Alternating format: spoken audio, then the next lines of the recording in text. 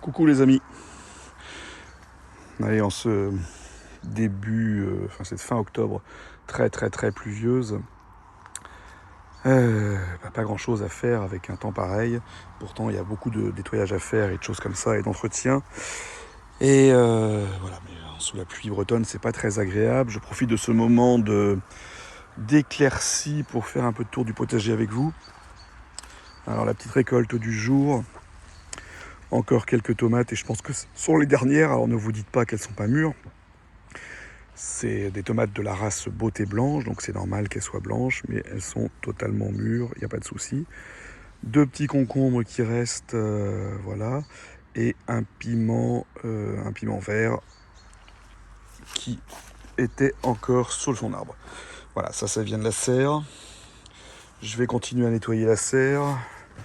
La mâche monte tout doucement. Nos petits épinards qu'on avait plantés ensemble, voilà, sont prêts à être implantés à l'extérieur, je pense. Encore quelques jours peut-être. Aujourd'hui, je vais planter quelques salades dont je me suis dépanné pour avoir des salades toute l'année. Ce coup-ci, je vais les mettre en serre, je pense. Voilà, je vais les planter ici à côté de nos choux Bruxelles qui tranquillement font leur petite vie. Ils se font manger au niveau des feuilles basses, mais ça a l'air d'aller, donc je ne vais pas intervenir là-dessus. Voilà, j'espère qu'ils arriveront à maturité. Je pense, écoutez, oui, ça a l'air d'être en bonne voie. Nos petites salades qu'on avait plantées ensemble, vous pouvez voir que voilà, donc notre mâche du 17 septembre, elle est correcte. Nos petits navets sont encore bien petits. Ici, nous avons de la laitue à couper qui vit sa vie tranquillement. Non, pardon, c'est de la apia qui vit sa vie tranquillement et notre laitue à couper qui n'est pas du tout sortie. Donc je présume qu'elle sortira pas. Après, est-ce que c'est la faute des graines qui étaient peut-être un peu trop anciennes? Je me souviens pas. Ici, nous avons, je n'arrive pas à lire, je pense que c'est de la mâche. Donc ça, voilà, l'idée c'était de faire de la différence entre la mâche plantée ici en intérieur et celle qui a été plantée en extérieur. Et enfin, ici, nous avons différentes salades et je vois que il n'y a pas grand chose de sorti. Voilà, pas grand chose de sorti. La Lolo Rossa, quasiment pas. La Pia, un petit peu. Et la laitue Reine de Mai, pas du tout. Voilà, petites expériences. Bon, je vais les laisser tranquilles le temps qu'elles grandissent un peu plus, histoire de pouvoir les repiquer quand elles seront suffisamment grandes pour être repiquées. Aujourd'hui, je vais m'atteler à ces petites salades achetées directement sur le marché. Je vais les planter en serre pour qu'elles soient pas mal. Elles seront protégées de ce début d'hiver, de cette pluie qui tombe énormément. Et je vais vous dire pourquoi je choisis de les mettre en serre tout de suite. Je vous montre dans le jardin pourquoi. Alors pourquoi je choisis de mettre cette série en serre? Tout simplement parce que la série précédente, je l'ai mise en extérieur. Et voyez, avec toute cette pluie, voyez, ça pourrit. En plus, moi j'ai des arbres dessus, j'ai l'impression que les feuilles tombent dessus et que ça fait pourrir un peu mes salades. Donc vu la flotte qu'on attend, je vais, plutôt que de risquer ce genre de choses, je vais mettre des petits salades en serre. Ça nous permettra de comparer un petit peu la façon dont elles végètent et dont elles grandissent, dont elles profitent un peu du soleil et de l'humidité de notre jardin. On verra justement si elles s'abîment un peu comme ça ou si au contraire elles restent plus propres et plus nettes que celles qui sont ici. Alors vous pouvez aussi voir ici le carré de mâche qui a été planté. J'ai le sentiment que notre mâche pousse plus vite en extérieur. Maintenant le problème c'est que là au-dessus il y a les arbres et que vous voyez j'ai des châtaignes qui tombent dedans, des bocs de châtaignes, des feuilles et tout, et que ça vient un peu polluer ma planche de mâche. Bon, on verra ce que ça donnera. J'espère que la mâche va être plus forte que tous ces petits, on va dire, ces petits corps qui viennent la gêner. Ici, on avait planté de l'épinard et De la salade, la mâche aussi. Ici, notre mâche est plus jolie, elle est plus ancienne aussi. Par contre, vous voyez, pareil, on a plein de bogues de châtaigne qui tombent dessus. Les épinards, c'est manifestement une catastrophe. Il y a très très peu d'épinards qui ont survécu. Par contre, il y a plein de tomates qui poussent. Voilà, des tomates qui se sont ressemées toutes seules suite à... je vous rappelle qu'ici, les tomates avaient été enlevées parce qu'on avait attrapé le mildiou sur l'ensemble des pieds. Voilà, voilà. Donc, on se retrouve ici face à une complexité de protection, j'allais dire des plates-bandes face aux aléas du temps, des choses qui tombent dessus. C'est pas simple d'avoir une planche qui reste propre avec des choses toutes fragiles dessus et face aux envahisseurs que sont les mauvaises herbes, les tomates qui ont germé, enfin qui ont fait leurs graines dessus, et puis tout ce qui peut tomber dessus, les feuilles, l'automne et tout ça, le vent, la pluie. Voilà, j'ai planté mes petites salades achetées au marché directement dans la serre. Voilà, là, elle devrait être bien. Je leur ai mis un peu d'eau, histoire de faciliter la reprise. J'avais quelques petits bouquets de mâches aussi qu'on m'avait donné, je les ai mis à côté.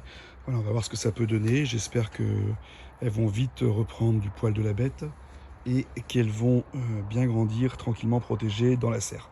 Voilà, évidemment, il ne faudra pas que j'oublie de les arroser. Et bien écoutez, ça me paraît pas mal.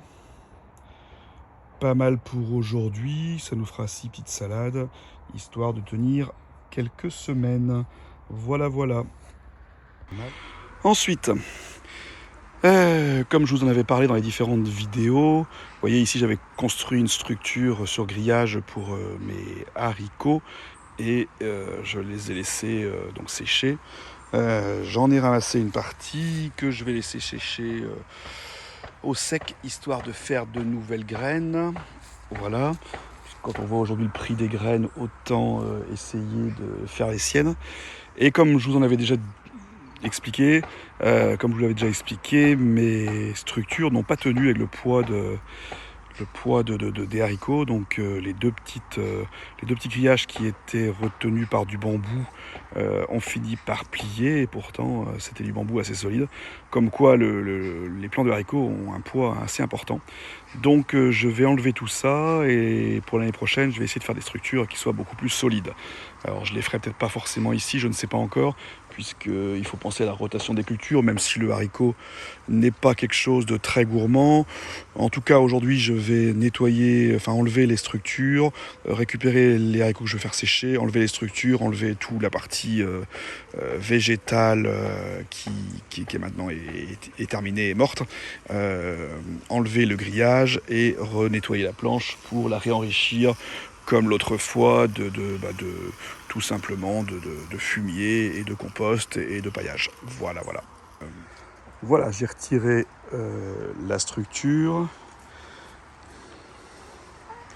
J'ai retiré le grillage que je vais nettoyer plus tard. J'ai remis un petit coup de râteau sur la planche. La planche reste propre. Maintenant, ce que je vais faire, c'est que je vais mettre un petit coup de grelinette.